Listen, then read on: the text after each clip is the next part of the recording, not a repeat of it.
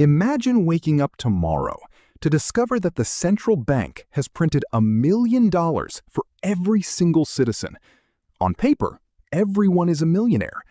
But if everyone tries to buy a luxury apartment, a new car, or a loaf of bread at the exact same time, what happens? The prices skyrocket. No wealth was created. The currency was simply diluted. But what if that newly printed money didn't hit everyone's pockets at the same time? What if a select few received it months or even years before it reached you? This is not a hypothetical scenario. It is the fundamental architecture of our modern financial system. It is an 18th century economic truth that explains 21st century inequality. Welcome to the Cantillon Effect. To understand how this hidden mechanism dictates your purchasing power today, we must travel back to the early 1700s. Meet Richard Cantillon, an Irish-French economist, banker, and speculator. Cantillon observed a profound flaw in the early experiments of paper money and state-backed credit, most notably during the infamous Mississippi Bubble, orchestrated by John Law.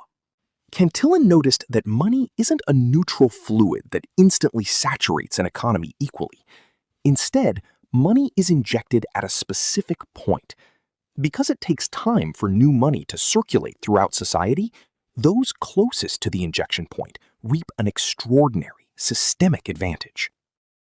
How does it work in practice? Think of the economy as that golden fountain. When a central bank engages in quantitative easing or prints new currency, it doesn't drop cash from helicopters over residential neighborhoods.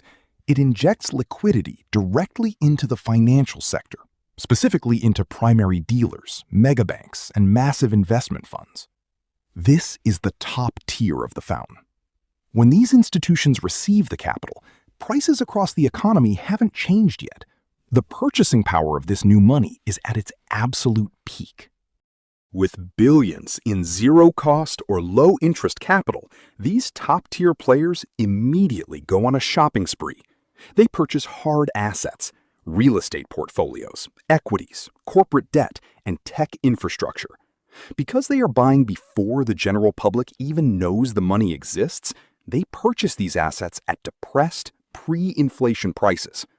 As their massive buy orders flood the market, they drive up the value of these assets.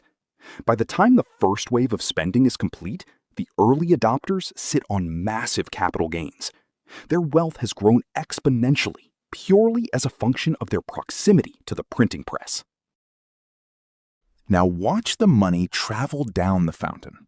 The banks lend to large corporations. The large corporations use the capital to acquire smaller competitors or pay out bonuses to top executives. These executives and corporations then spend their money, passing it down to suppliers, luxury retailers, and secondary contractors. At each stage, the money moves further away from the source. And at each stage, the people receiving it begin to notice something troubling. The prices of everything around them have already started to creep upward. The early adopter spending has begun to distort the market. Finally, after months of circulation, the new money reaches the bottom of the fountain, the general public. It arrives in the form of a modest wage increase, a delayed government stimulus check, or simply the trickle-down revenue of a local business. But there is a devastating catch. By the time this money hits your bank account, prices have already fully adjusted to the new monetary reality.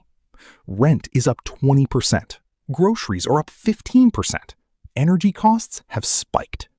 The money you finally received has lost its potency. You are paying inflated prices using diluted currency. We do not have to rely solely on 18th century history to prove this.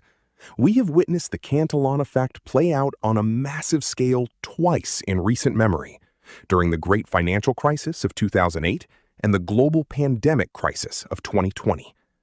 When central banks initiated multi-trillion-dollar emergency asset purchase programs, Wall Street experienced the fastest bull market recovery in human history. Meanwhile, Main Street faced structural unemployment, stagnant wages, and a generational housing affordability crisis. The wealth gap did not widen by accident, it widened by design. The Cantillon Effect is fundamentally a hidden mechanism of redistribution. It acts as an invisible, unvoted tax on savers and the working class. When a government or central bank increases the money supply, they are not creating new wealth. They are transferring purchasing power from those who hold existing currency to those who receive the new currency first. If you keep your hard-earned money in a traditional savings account, you are effectively funding the wealth expansion of those at the top of the fountain. Your labor is debased, while their assets are subsidized. Once you see the Cantillon effect, you cannot unsee it. It clarifies why traditional financial advice, like simply saving cash, fails in a fiat money system. To protect your purchasing power during a printing crisis, you must understand how to position yourself closer to the hard assets that benefit from monetary expansion. You cannot stop the printing press, but you can refuse to stand passively at the bottom of the fountain. By converting depleting currency into resilient, scarce assets, you shift from being the victim of inflation to an educated observer of economic history.